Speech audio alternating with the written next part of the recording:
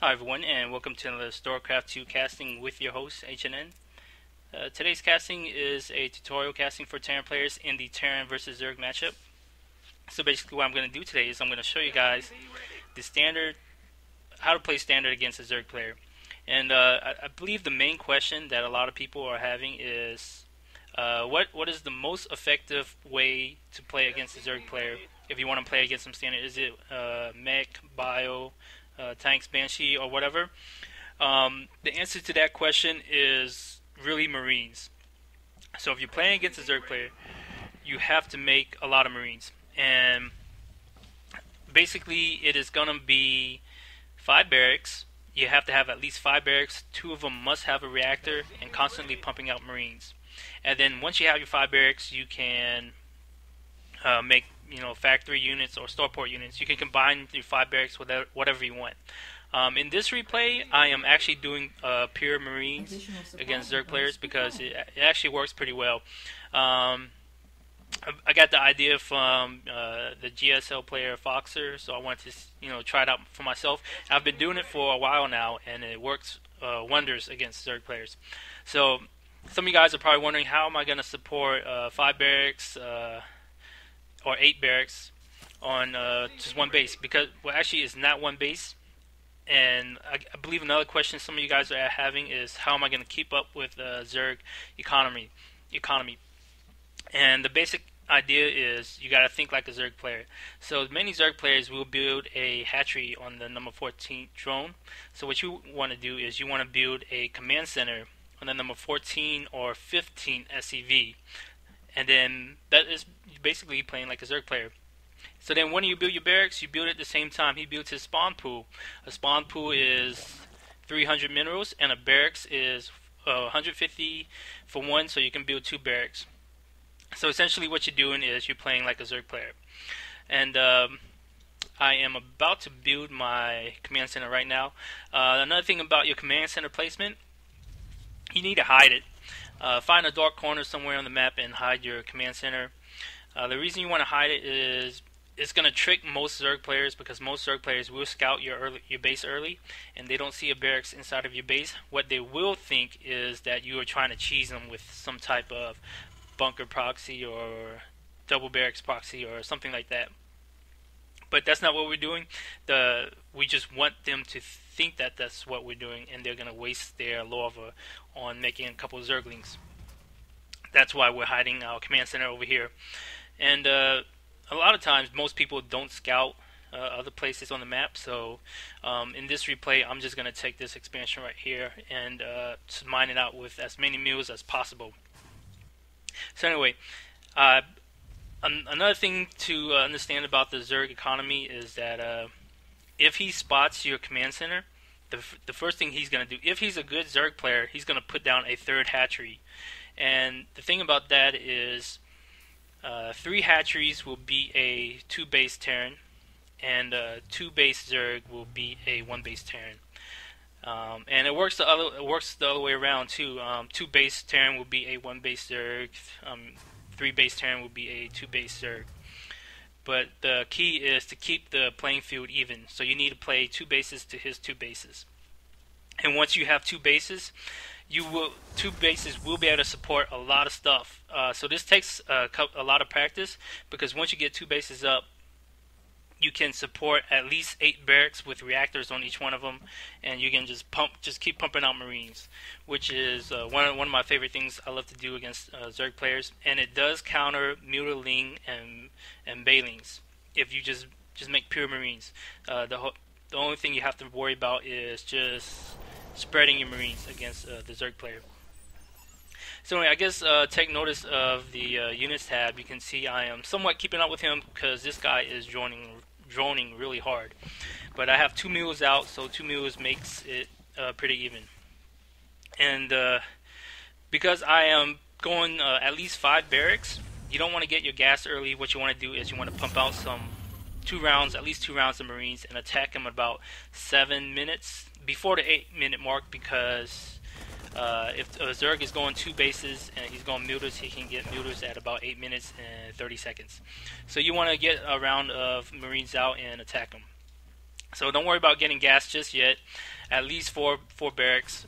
Just concentrate my minerals first. And I believe I am about to move out. And no, actually I'm not moving out. I'm just scouting him right now. So anyway, I'm gonna let you guys watch a little bit of the replay, because I'm not gonna talk throughout the whole 20 minutes of the game, or 27 minutes.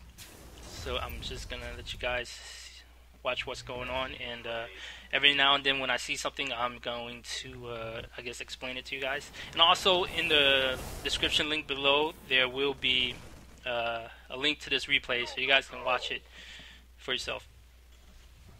So I'm gonna be quiet for now.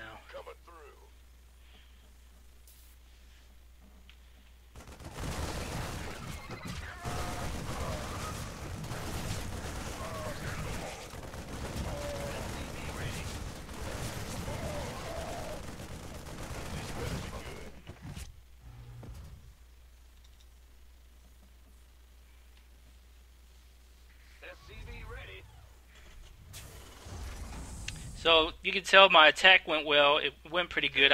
He was droning pretty hard, so he was a little greedy. So I was able to cut some of his drone count down. Now, one thing I want to explain about doing pure Marines: if you're gonna do pure Marines, you gotta upgrade single thing possible for them. You need shield, stem, weapons upgrade, and because you're only doing Marines, you have enough gas to upgrade everything. So you don't really have to worry about gas. You only really need actually three reactors if you are doing pure Marines, because it's not that much gas invested into it. And here goes my 2 engineering base.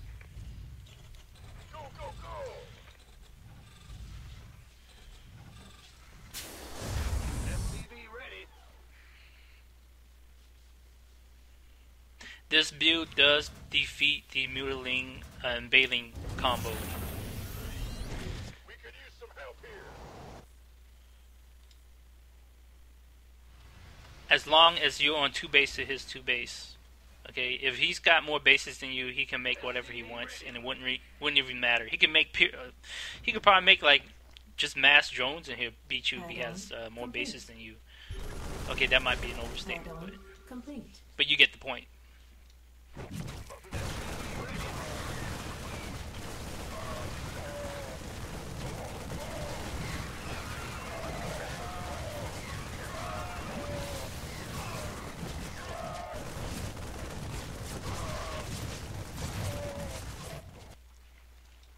So as you can tell, he is going the usual Zerg combo, Muralings and Balings. He doesn't have his Baling nest up because I believe he wanted to save all his gas for his Mutable, but that really won't have an impact on me because I have mass Marines.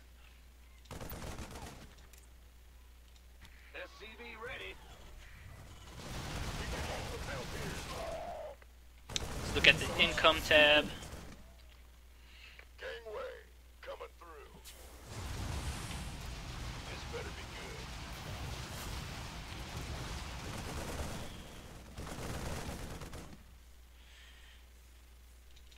Alright, as you can tell, I have 8 barracks right now. 1, 2, 3, 4, 5, 6, 7, 8.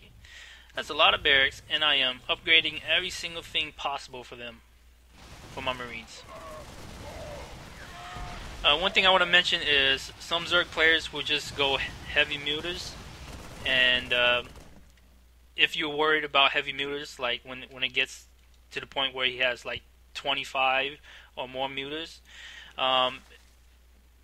even if your Marines are upgraded, it can be pretty hard to deal with that many muters. So sometimes I throw in a Thor if he has that many muters. I mean, just one Thor and a mass of Marines will be able to counter 25 muters or more.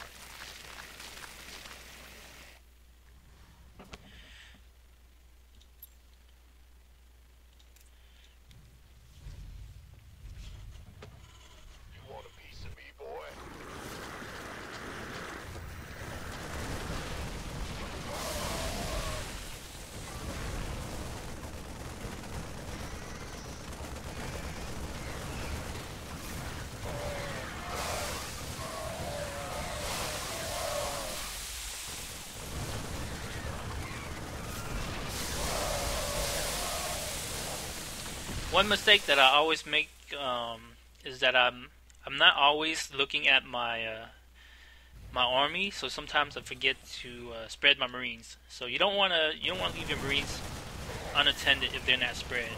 So spread your Marines first.